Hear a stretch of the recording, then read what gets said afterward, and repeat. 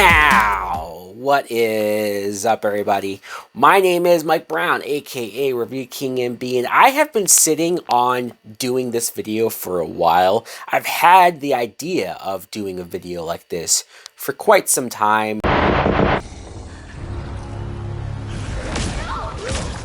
Oh no! No! Ever since Spider-Man No Way Home, and you sort of get the impression that Tom Holland is not done playing the Spider-Man character, whether it's because Sony brings a dump truck full of money to his front door and says, please, please stick around.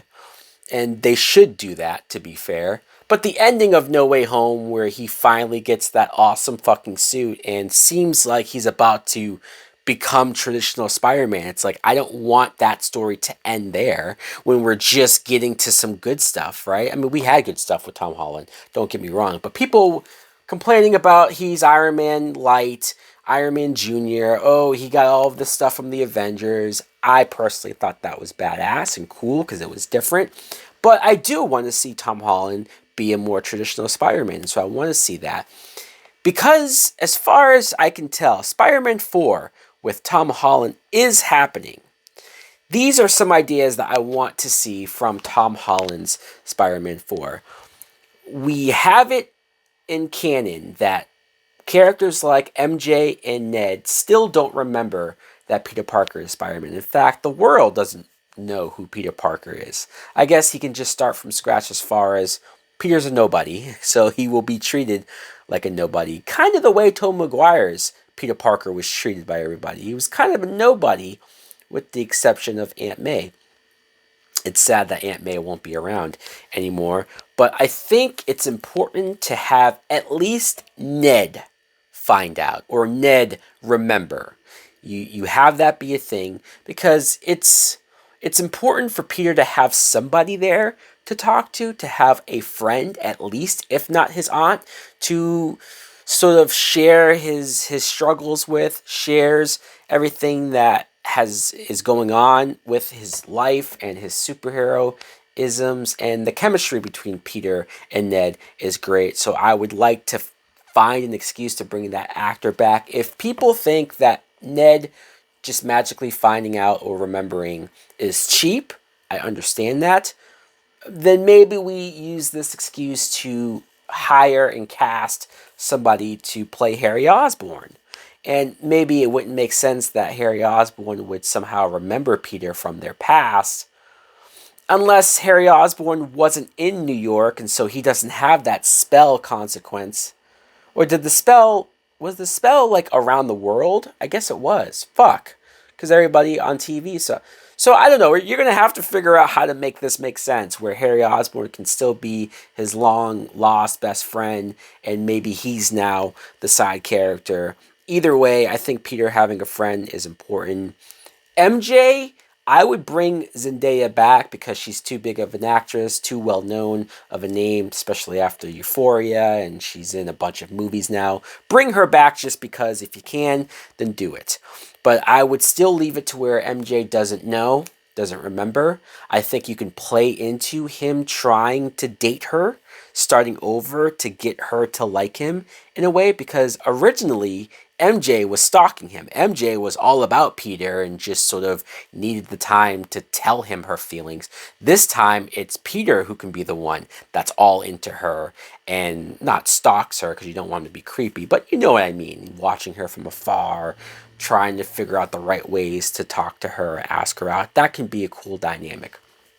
If you want Peter to date somebody else, though, I always thought that the actress that plays Betty Brant, the blonde, who went to school with him, that actress I like, so I would like to bring her back, and maybe Peter can date her. Even though she's Ned's ex, I don't think Ned would care about that. They broke up in a respectable type way, and that actress, she was just in the Mean Girls remake. I think you can bring her back and give her more to do. That'd be cool. Having Peter intern for J. Jonah Jameson, bringing back J.K. Simmons is a must, so this is what you're going to do with him. And yeah, J. Jonah Jameson might not have a newspaper type place. He has this news area, and he's more of a breaking news podcaster, or maybe just quick snippets of spreading his propaganda. Alex Jones type. I think Peter having to intern or work for him, and it's the same dynamic and it's the same level of putting out Spider-Man information out there in a negative light, but Peter has to be a part of it indirectly. That's very cool. Now, this is the nitty-gritty though. This is the good stuff. I want Charlie Cox as Daredevil in a Spider-Man movie.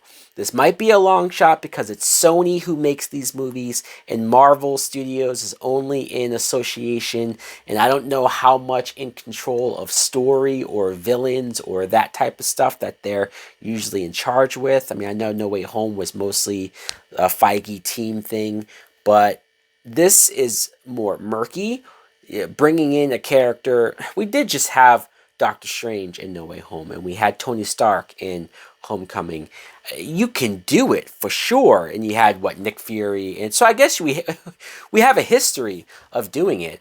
But I have wanted since I was a child. After the Spider-Man 90s animated show and seeing characters like Punisher and Daredevil and Blade and all of these characters who that's how I first discovered them, was them showing up in Spider-Man episodes and interacting with Spider-Man, teaming with Spider-Man. I want that, but in a movie, in live action. We've already had Charlie Cox as Matt Murdock be Peter's lawyer. If you build off of that relationship and they actually start fighting crime together as Daredevil and Spider-Man, holy fuck, any excuse to get more Daredevil on screen, I am all about. And who would make more sense for them two to team up to have to go against than Vincent D'Onofrio's Kingpin? Again, this is more of like a fan type scenario, so that's why it seems so unattainable. It sounds like it's so far of reach, but if I had it my way, D'Onofrio's Kingpin would be the villain and would be the dude who maybe hires the actual big bads or hires the physical threats of these characters to fight with, but he's behind the scenes. He's pulling the strings. Make Kingpin the Lex Luthor of the Marvel universe, because he might be running for mayor. He might be doing all these things to look like a good guy in front of the camera, but behind the camera, these heroes know that he's up for more. If you can't do Kingpin, if they don't do Kingpin, I still think Kraven the Hunter, fuck that solo movie that I guess they're still doing. The original idea, if things broke down between Marvel Studios and Sony for Spider-Man No Way Home, they had a backup script where Kraven the Hunter was the villain. Make Kraven the Hunter the villain if you don't do Kingpin. Or hell, Kingpin can be a side villain character, and Kraven can still be there as the usual type scenario. Kraven wanting to take down Spider-Man and officially do that.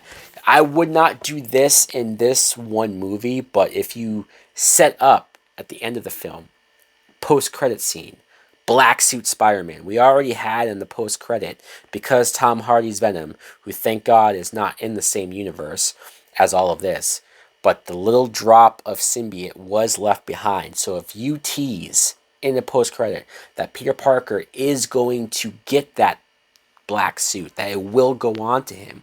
So Spider-Man 5 will be black suit Spider-Man, but done right this time, done similar to the Spider-Man 2 game. As awesome as that was, that's the direction of where these movies need to go. That's Sony needs to wake the hell up and listen to me, goddammit. So guys, let me know in the comments below what you think of not only my ideas, but how would you want to see Spider-Man 4 go down? Thanks for watching. Like, comment, subscribe. Later.